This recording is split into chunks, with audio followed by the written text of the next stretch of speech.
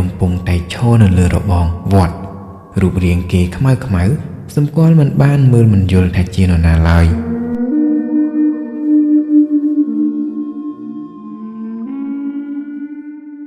ព្រះត្រីសួស្តីអ្នកទាំងអស់គ្នាជាបន្តទៅទៀតនេះខ្ញុំបាននឹងចែករំលែកនៅរឿងពិតខ្លីមួយទៀតពីបងប្រុសម្នាក់ឈ្មោះថាដែលរឿងរបស់គាត់នឹងគឺមានចំណងជើងថាផ្ទះក្បែរវត្តជំរាបសួរអ្នកទាំងអស់គ្នារឿងខ្លីមួយនេះគឺវាបានកើតឡើងយូរឆ្នាំមកហើយតាំងតែពីខ្ញុំរៀនអនុវិទ្យាល័យម្លេះឥឡូវចាប់បរិញ្ញាមានការងារធ្វើយូរដែរហើយខ្ញុំជាអ្នកខេត្តកណ្ដាលហើយកាលនោះផ្ទះរបស់ខ្ញុំគឺមានទីតាំងនៅជាប់របងវត្តមួយសូមមិនបញ្ចេញឈ្មោះទេតាំងពីក្មេងមកខ្ញុំនេះមិនធ្លាប់មានបញ្ហាជាមួយនឹងវត្តនោះទេគឺខ្ញុំចង់សម្ដៅទៅលើពពួកអមនុស្សព្រោះឯនៅក្នុងវត្តដែលនៅជាប់ផ្ទះខ្ញុំនឹងសម្បូរទៅដោយភ្នោនិងចេតិយមែនទែនហើយមានទាំងបច្ឆាដុតខ្មោចទៀតផងប៉ុន្តែក្រោយពេលចូលដល់វ័យរៀនអនុវិទ្យាល័យបើតាមចាំគឺពេលដែលវ៉ាកងថ្នាក់ទី8ត្រៀមចូលថ្នាក់ទី9នោះខ្ញុំក៏បានជួបរឿងមួយដែលនឹកស្មានមិនដល់គឺមានថ្ងៃមួយនោះក៏មានក្មេងស្រីម្នាក់គាត់បានស្លាប់បើតាមមើលរូបថតប្រហែលអាយុមិនដល់5ឆ្នាំទេហើយសពរបស់ក្មេងស្រីម្នាក់ហ្នឹងគឺត្រូវបានឪពុកម្ដាយគេយកមកបញ្ចុះនៅក្នុងបរិវេណវត្តក្បែរផ្ទះខ្ញុំនឹងឯងគេមិនបានបូជាដូចជាមនុស្សធំឡើយរំលងពីនោះបានប្រហែល10ថ្ងៃ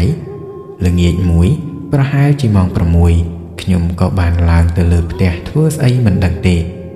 ពេលមើលតាមបង្អួចទៅក្នុងបរិវេណវត្តខ្ញុំស្រាប់តែបានឃើញក្មេងស្រីម្នាក់កំពុងតែអង្គុយលេងកូនឡានជ័រនៅក្បែរភ្នោក្មេងស្រីដែលត្រូវគេបញ្ចុះថ្ងៃមុននោះឯងពេលហ្នឹងខ្ញុំក៏និយាយតិចម្នាក់ឯងថាចុះកូនចៅអ្នកណាគេអីក៏ក្លាហានម្លេះនិយាយរួចខ្ញុំក៏ដើរចេញពីបង្អួចព្រោះយល់ថាក្មេងហ្នឹងប្រហែលមកជាមួយឪពុកម្ដាយដើម្បីមកបោសសម្អាតឬអុជធូបសែនអ្វីមួយតែដោយមិនអស់ចិត្តបន្តិចក្រោយមកខ្ញុំក៏ដើរទៅរកបង្អួចដើម្បីមើលម្ដងទៀតព្រោះមុននេះខ្ញុំដូចជាមិនបានឃើញអ្នកណាក្រៅពីក្មេងស្រីម្នាក់នឹងឡើយដល់ពេលដើរទៅមើលជាលើកទី2ហ្នឹងខ្ញុំស្រាប់តែឃើញនាងកំពុងតែឡើងឈរលើភ្នោដៃម្ខាងកាន់កូនតុក្កតាឯដៃម្ខាងទៀតកាន់កូនឡានជ័រគឺឃើញឈរស្ងៀមដោយមិនធ្វើសកម្មភាពអ្វីទាំងអស់ហើយនៅជុំវិញនោះពិតជាអត់ឃើញមាននរណាមែនខ្ញុំចាប់ផ្ដើមព្រឺសម្បុរព្រោះយល់ថាខ្លួនឯងកំពុងតែឃើញខ្មោចខ្ញុំប្រញាប់ទាញបង្អួចបិទវិញយ៉ាងលឿនរួចក៏រត់ចុះទៅខាងក្រោមជាមួយនឹងអារម្មណ៍ដែលនៅតែបន្តភ័យខ្លាចគ្មានស្រាកស្រានបន្តិចសោះប៉ុន្តែខ្ញុំមិនបាននិយាយអ្វីប្រាប់នរណាឡើយហើយពេលចុះទៅដល់ខាងក្រោមបានឃើញអ្នកផ្ទះនិងបានមើលទូរទស្សន៍បន្លប់ផងនោះអារម្មណ៍ភ័យខ្លាចក៏ចាប់ផ្ដើមស្រាកស្រានទៅវិញច្រើនយប់នឹងដដែលខណៈកំពុងគេងខ្ញុំស្រាប់តែបានឮសំឡេងក្មេងស្រីយំពេលហ្នឹងខ្ញុំមិនបានគិតទៅដល់រឿងខ្មោចស្អីនោះទេទោះបីទើបតែជួបរឿងចម្លែកពីក្បាលប្រលប់ក៏ដោយគឺខ្ញុំយល់ថាវាជាសំឡេងរបស់កូនអ្នកជិតខាងប៉ុណ្ណោះប៉ុន្តែក្រោយពេលគេងស្ដាប់សំឡេងនឹងមួយសន្ទុះទៅខ្ញុំក៏ឮវាមកកាន់តែគៀកផ្ទះខ្ញុំមិនមែនឮគៀកមកពីចំហៀងទេគឺឮគៀកមកពីក្រោយដែលជាផ្នែកជាប់នឹងរបងវត្តនោះឯងដល់អញ្ចឹងខ្ញុំក៏ចាប់ផ្ដើមឆ្ងល់ថាហេតុអីបានជាឮមកពីក្រោយទៅវិញឬមួយក្មេងស្រីម្នាក់នឹងផ្លោះរបងចូលទៅក្នុងវត្តដោយចង់ដឹងខ្ញុំក៏បើកបង្អួចមើលបន្តិចទៅពេលនោះខ្ញុំស្រាប់តែបានឃើញនរណាម្នាក់កំពុងតែឈរនៅលើរបងវត្តរូបរាងគេខ្មៅសម្គាល់មិនបានមើលមិនយល់ថាជានរណាឡើយប៉ុន្តែខ្ញុំឃើញភ្នែកគេមានពណ៌ក្រហមដូចអំពូលភ្លើង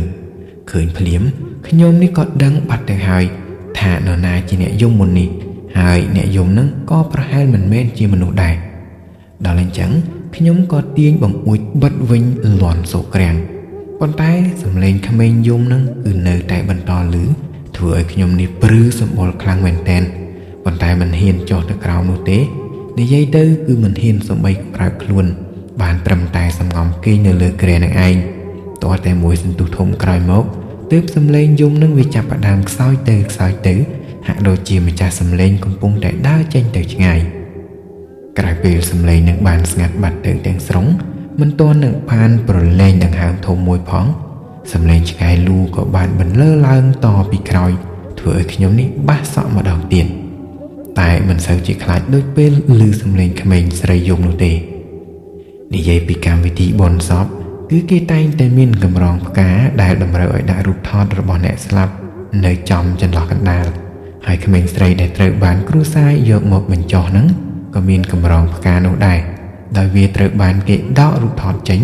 និងដាក់ផ្អែកចោលនៅក្បែរដើមឈើមួយជិតភ្នំនឹងឯង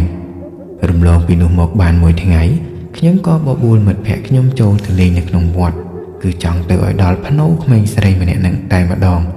ណាមួយវាជាពេលថ្ងៃអញ្ចឹងហើយដូចជាគ្មានអ្វីគួរឲ្យខ្លាចឡើយតែមិនអញ្ចឹងឯណាក្រោយពេលពួកខ្ញុំ3នាក់ដើរទៅជិតដល់ភ្នំមួយហ្នឹងកម្រងផ្កាដែលគេដាក់ផ្អែកចោលនៅនឹងដើមឈើសុកវាស្រាប់តែរលំដួលដោយខ្លួនឯងទាំងដែលគ្មានខ្យល់ទាល់តែសោះ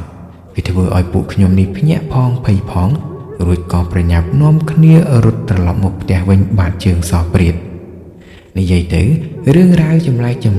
ដែលខ្ញុំបានជួបគឺមានតែប៉ុណ្្នឹងទេប៉ុន្តែរឿងមិនទាន់ចប់ឡើយគឺមិត្តភក្តិរបស់ខ្ញុំដែលត្រូវជាក្មួយរបស់ព្រះសង្ឃនៅក្នុងវត្តនោះវាបានជួបរឿងចម្លែកគួរឲ្យខ្លាចមួយវាបានរៀបរាប់ប្រាប់ខ្ញុំថាប្អូនស្រីរបស់វាគឺមានអាយុស្របាលទៅនឹងក្មេងស្រីដែលស្លាប់ថ្ងៃមុននោះឯងហើយថ្ងៃមួយឪពុកម្ដាយរបស់ក្មេងដែលស្លាប់នឹងក៏បានយល់សប្តិឃើញកូនស្រីរបស់ខ្លួនកំពុងឈរហាលភ្លៀងនៅក្បែរដើមឈើជិតភ្នំជាមួយនឹងសភាពអាក្រាតកាយនិងនិយាយទាំងញ័រមាត់ថារងាណាស់ដល់អញ្ចឹងពួកគាត់ក៏បានទិញសម្លៀកបំពាក់យកមកប្រគេនព្រះសង្ឃដើម្បីឲ្យលោកវេទៅកាន់កូនខ្លួនហើយបន្ទាប់ពីវេរួចលោកក៏មិនដឹងថាត្រូវយកខោអាវនឹងទៅធ្វើអីទើបលោកយកវាមកប្រគល់ឲ្យក្មួយស្រីដែលត្រូវជាប្អូនមិត្តភក្តិខ្ញុំនឹងឯងហើយពេលយកខោអាវនឹងចូលក្នុងផ្ទះអ្នកផ្ទះវាក៏ចាប់ផ្ដើមសង្កេតឃើញរឿងប្លែកៗជាច្រើនគឺប្អូនស្រីម្នាក់នឹងចាប់ផ្ដើមចេះនិយាយម្នាក់ឯងហាក់ដូចជាសន្ទនាជាមួយនរណាម្នាក់អញ្ចឹងដល់ពេលសួរនាំទៅគាត់ក៏ប្រាប់មកថាគាត់និយាយលេងជាមួយមនុស្សមិត្តភក្តិហើយអ្វីដែលធ្វើឲ្យគ្រប់គ្នាព្រឺក្បាលគឺប្អូនស្រីនឹងនិយាយថាមិត្តភក្តិគាត់ចេះហោះទៀតផងពេលហ្នឹងឪពុកម្ដាយគាត់មិនទាន់មានចំណាត់ការអ្វីទេគឺចេះតែបន្តចាំមើលបន្តិចទៀតសិនមានយប់មួយនោះខណៈកំពុងតែគេងឪពុកម្ដាយគាត់ក៏បានឮប្អូនស្រីនឹងមកមើលនិយាយថាអត់ពាក់ទេអត់ពាក់ខោអាវនឹងទេដល់ពេលឮអញ្ចឹងពួកគាត់ក៏ប្រញាប់ដាស់កូនឲ្យភ្ញាក់ឡើងព្រោះយល់ថាកូនប្រហែលជាកំពុងយល់សប្តិអាក្រក់ដល់ពេលភ្ញាក់ដឹងខ្លួនពួកគាត់ក៏សួរកូនថាយល់សប្តិឃើញអីប្អូនស្រីបានរៀបរាប់ថាគាត់យល់សប្តិឃើញក្មេងស្រីដែលជាមិត្តភក្តិគាត់នោះបាននាំគាត់ដើរលេងពេញក្នុងវត្តបន្ទាប់មកនាងក៏បានហុចខោអាវមួយកំភ្លេមកឲ្យពាក់ដែលខោអាវនឹងប្រឡាក់សុទ្ធតែឈាមអញ្ចឹងហើយទើបនាងប្រកែកមិនព្រមពាក់ដល់ពេលមិនព្រមពាក់ក្មេងស្រីម្នាក់នោះក៏ធ្វើមុខខឹងអញ្ចឹងហើយទើបធ្វើឲ្យប្អូនស្រីមានអារម្មណ៍ភ័យខ្លាចដោយគិតថារឿងចម្លែកទាំងអស់វាកើតឡើងដោយសារខោអាវដែលទើបនឹងទទួលបានពីលោកពូឪពុកម្ដាយរបស់មិត្តភក្តិខ្ញុំក៏សម្រេចយកខោអាវនឹងទៅដុតចោលហើយក៏បាននិយាយកំឡុងពេលដុតនឹងផងដែរថាសូមឲ្យវានឹងបានទៅម្ចាស់ដើមវាផងហើយកុំមករករឿងគេទៀតប្រហែលធ្វើបែបនឹងវាបានផលចាប់តាំងពីពេលនោះមកដូចជាមិនមានរឿងអ្វីចម្លែកកើតឡើងបន្តទៀតទេតែនេះខ្ញុំនិយាយចំពោះអ្នកខ្ញុំស្គាល់ប៉ុណ្ណោះបើរឿងចម្លែកកើតឡើងចំពោះអ្នកខ្ញុំមិនស្គាល់វាមានន័យថារឿងនៅមិនទាន់ចប់ទេក៏មានន័យថាវិញ្ញាណក្មេងស្រីម្នាក់នឹងក៏មិនទាន់ទៅណាដែរ